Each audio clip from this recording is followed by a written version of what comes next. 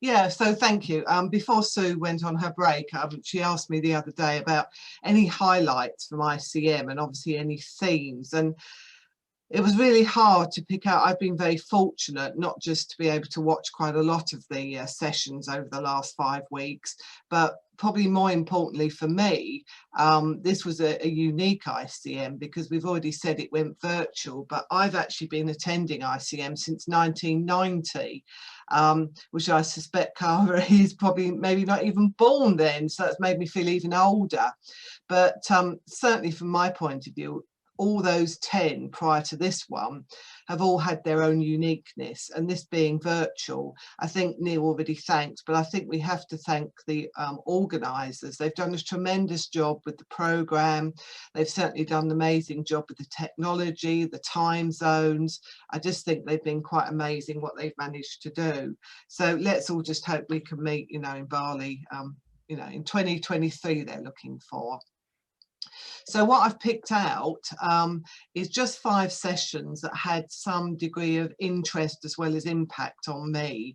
And there were so many, it's quite hard to pick out them, but I only wanted to look at 5, if that's okay. So yeah, it is always difficult to pick out some, but the first one I've picked out is Midwives and the Media.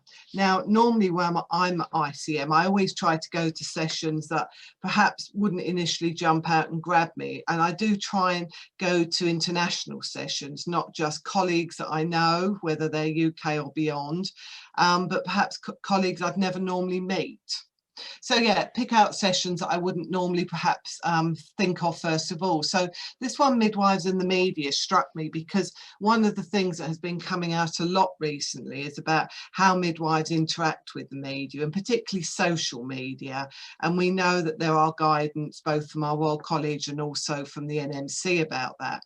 But this one grabbed me because of where the colleagues were speaking from. And as you can see, it was a mixed international session, as most are. This was Kenya, Afghanistan and Mexico. And I thought, wow, this is going to be interesting. What are they going to talk about? And Neil, I think, has already mentioned one of the items they discussed was about how high profile obstetric violence is at the moment in the media. And they talked about it in their own countries and the impact it has on women and families. And I thought, wow, what can we do as midwives to get our stories out there?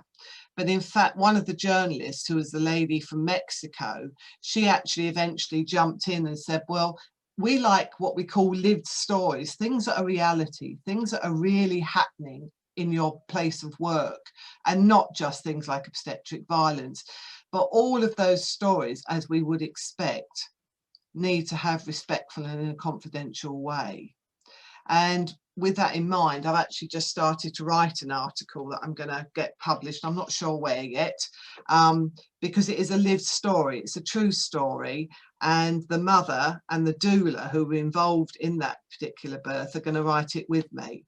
So we'll get the multi-international, multi-professional angle, as well as obviously a birth story from a mother.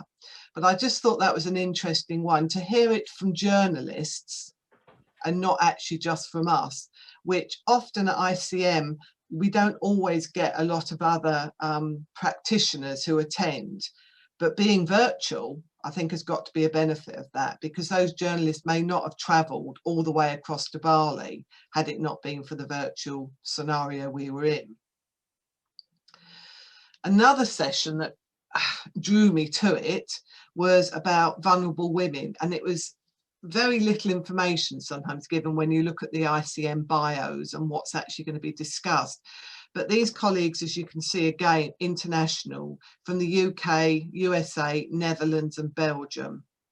And I thought if I can just pick out 2 or 3 aspects of every presentation that might whet your appetite, either for this ICM to go back if you've got the chance to watch, and or for the future ones.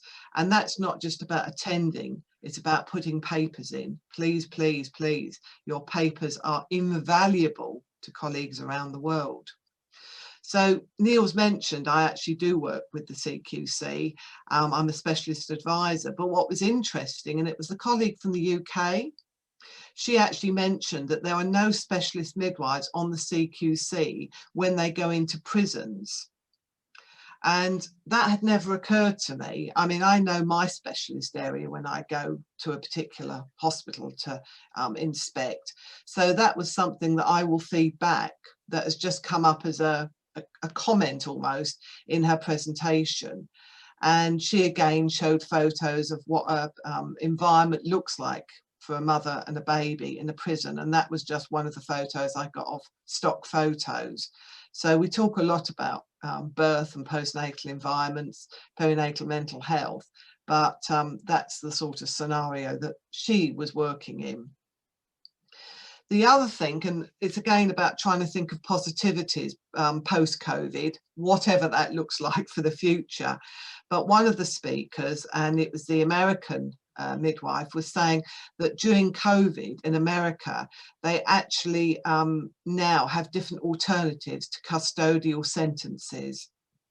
In other words, they didn't want mothers and babies in a custodial sentence during COVID. And she was saying they're hoping that that will continue post-COVID. So again, a positivity that can come out from something that has been so devastating to so many of us around the world. Very different angle. I did say there were just so many different sessions, and it's trying to pick out the ones, not just for this evening, but when you're trying to decide, you know, during your day, which ones to watch. So the complementary therapies one was only today, which is why there was a blank on the slide that I'd originally sent in. And again, colleagues from all around the world, Australia, Indonesia and India, all looking at their interest in a variety of different therapies. So we had aromatherapy, we had therapies to help perineal healing, we had, they put it under acupuncture, but I think it would be more like acupressure. Really interesting different aspects on complementary therapies, which is also of great interest to me, hence why it drew me to this subject. What came out as a biggest theme there, and it wouldn't by any means be unique to the complementary therapies, is that we need more research. Well, yeah, and that will lead in beautifully in a little while to our other co-colleague here. But they were talking not just about safety and effectiveness, but beautifully, of course, maternal satisfaction with that therapy and midwife education. And as an educationalist, that side of it came up and jumped me.